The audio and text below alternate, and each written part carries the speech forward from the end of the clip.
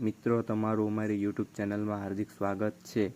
તો મિત્રો આપણે સમરસ હોસ્ટેલમાં પ્રવેશ મેળવવા માટે અરજી ફોર્મ કેવી રીતે ભરાય, શું લાયકાત જોવે, શું ડોક્યુમેન્ટ જોવે, આવી બધી જ માહિતી સાથે મિત્રો આજે આપણે અરજી ફોર્મ ભરવાના છીએ।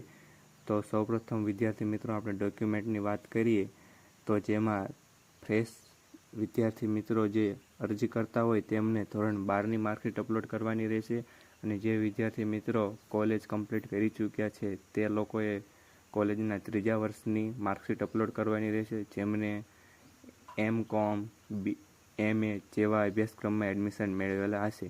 ત્યારબાદ વિદ્યાર્થી મિત્રો LC લિવિંગ સર્ટિફિકેટ અપલોડ કરવાનું રહેશે, જાતિનો દાખલો, આવકનો દાખલો, આધાર કાર્ડ જે વિદ્યાર્થી મિત્રોને લાગુ પડતા ડોક્યુમેન્ટ અપલોડ કરવાના રહેશે। તો ચાલો વિદ્યાર્થી મિત્રો આપણે વિડીયોની શરૂઆત કરીએ। ત્યારબાદ મિત્રો ગૂગલ અથવા ક્રોમ બ્રાઉઝરમાં જઈ અને સમરસ હોસ્ટેલ લખવાનું રહેશે। ત્યારબાદ વિદ્યાર્થી મિત્રો નીચે ઓફિશિયલ વેબસાઇટ આવી જશે, તેના પર ક્લિક કરવાનું રહેશે અને ત્યારબાદ મિત્રો એક આવું જ પેજ ખુલી જશે। ત્યારબાદ નીચે છાત્રાલય ઓનલાઈન એડમિશન પર ક્લિક કરવાનું રહેશે।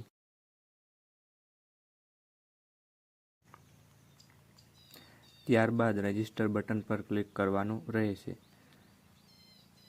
જેમાં મિત્રો આપણે આપણી પોતાની વિગત દાખલ કરવાની રહેશે।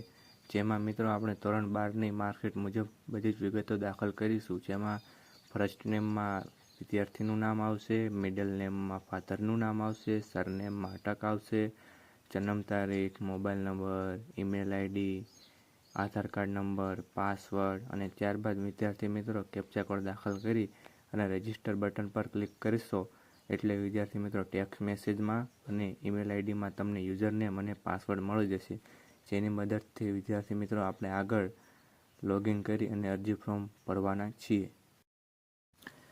ત્યારબાદ મિત્રો લોગિન કરવાનું રહેશે, જેમાં રજિસ્ટર વખતે દાખલ કરેલી ઈમેલ આઈડી અને પાસવર્ડ દાખલ કરવાનો રહેશે। ત્યારબાદ વિદ્યાર્થી મિત્રો કેપ્ચા કોડ દાખલ કરી અને લોગિનના બટન પર ક્લિક કરવાનું રહેશે। ત્યારબાદ વિદ્યાર્થી મિત્રો આવું જ પેજ ખુલી જશે, જેમાં મિત્રો મેં વિડીયો લાંબો ન થાય એના માટે અગાઉથી ડિટેલમાં બધી જ વિગતો દાખલ કરેલી છે।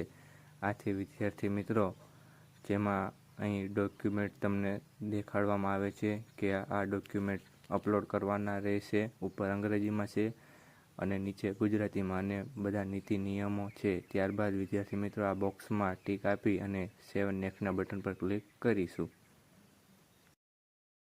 ત્યારબાદ વિદ્યાર્થી મિત્રો એક નવું જ પેજ ઓપન થઈ જશે, જેમાં વિદ્યાર્થી મિત્રો આપણે આપણી પર્સનલ ડિટેલ દાખલ કરવાની રહેશે, જેમાં નામ, જન્મ તારીખ, ત્યારબાદ વિદ્યાર્થી મિત્રો mobile number, family income, address આવું બધું દાખલ કરવાનું રહેશે। ત્યારબાદ સબમિટના બટન પર ક્લિક કરવાનું રહેશે। ત્યારબાદ વિદ્યાર્થી મિત્રો એક નવું જ આવી રીતે એક પેજ ઓપન થઈ જશે, જેમાં વિદ્યાર્થી મિત્રો આપણે કોલેજનો જિલ્લો દાખલ કરવાનો રહેશે, કોલેજનું નામ, કોર્સનું નામ, કોલેજનું એડ્રેસ, પછી ફાઇનલ યરનું આપણે સિલેક્ટ કરવાનું રહેશે કે કોઈ ગેપ પાડેલો નથી।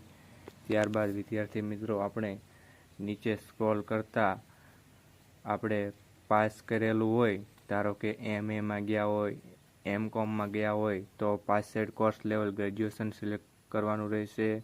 ત્યારબાદ કયા કોર્સમાં તમે પાસ કરીને આવ્યા છો, પાસ કરવાનું વર્ષ, કોલેજનું નામ પાસ કર્યું હોય તે અને નીચે જે group B post graduate level તો ઓટોમેટિક આવી જશે।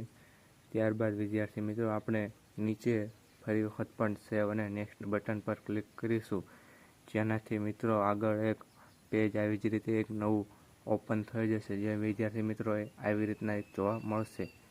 જેમાં મિત્રો આપણે ડિસેબલ હોય તો યસ કરવાનું રહેશે અને સંબંધિત પ્રમાણપત્ર અપલોડ કરવાનું રહેશે અને જો વિદ્યાર્થી મિત્રો અનાથ હોય તો પણ સિલેક્ટ યસ કરવાનું રહેશે। માતા પિતા અથવા તો કોઈ પણ એક ન હોય એને પણ યસ કરી અને સંબંધિત પ્રમાણપત્ર અપલોડ કરવાનું રહેશે, જે વિદ્યાર્થી મિત્રો તમને સ્ક્રીન પર નજરે દેખાઈ રહ્યું છે। તો વિદ્યાર્થી મિત્રો આ બધી માહિતી મેળવી લીધા બાદ સેવ એન્ડ નેક્સ્ટના બટન પર ક્લિક કરવાનું રહેશે। ત્યારબાદ વિદ્યાર્થી મિત્રો ફરી નવું એક પેજ ઓપન થઈ જશે, જેમાં વિદ્યાર્થી મિત્રો આપણે નવા પેજમાં આપણને ડોક્યુમેન્ટ અપલોડ કરવાનું કહેવામાં આવેલ છે, જેમાં ધોરણ 12ની માર્કશીટ અપલોડ કરવાની રહેશે, લિવિંગ સર્ટિફિકેટ, જાતિનો દાખલો, આવકનો દાખલો, આધાર કાર્ડ. જે વિદ્યાર્થી મિત્રો તમે ચૂઝ ફાઇલ પર ક્લિક કરી અને તમારા સંબંધિત ફાઇલ કે ગેલેરીમાં જઈ અને ડોક્યુમેન્ટ પર ક્લિક કરશો એટલે અપલોડ થઈ જશે. મિનિમમ વિદ્યાર્થી મિત્રો ડોક્યુમેન્ટની સાઇઝ 5 MB કરતાં મોટી ન રાખવી, જેથી વિદ્યાર્થી મિત્રો ડોક્યુમેન્ટ સરળતાથી અપલોડ થઈ શકે. ત્યારબાદ મિત્રો બધા જ ડોક્યુમેન્ટ અપલોડ થઈ ગયા બાદ વિદ્યાર્થી મિત્રો આપણે સેવ એન્ડ નેક્સ્ટના બટન પર ક્લિક કરવાનું રહેશે.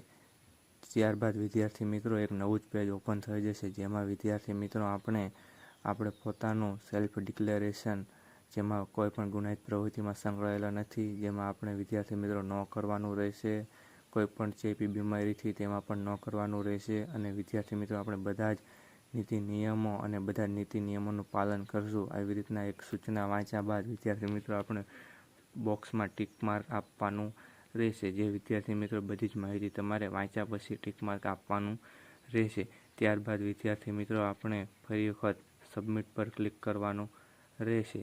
જે વિદ્યાર્થી મિત્રો આપણે સબમિટ પર ક્લિક કર્યા બાદ વિદ્યાર્થી મિત્રો આપણી એપ્લિકેશન ફાઇનલી સબમિટ થઈ ગઈ છે. જે વિદ્યાર્થી મિત્રો એક આવો જ મેસેજ આપણી નજર સામે દેખાઈ આવશે, જેમાં વિદ્યાર્થી મિત્રો એપ્લિકેશન નંબર અને આપણને પ્રિન્ટ કરવા માટેનો ઓપ્શન પણ અહીં નજરે આવશે. જો વિદ્યાર્થી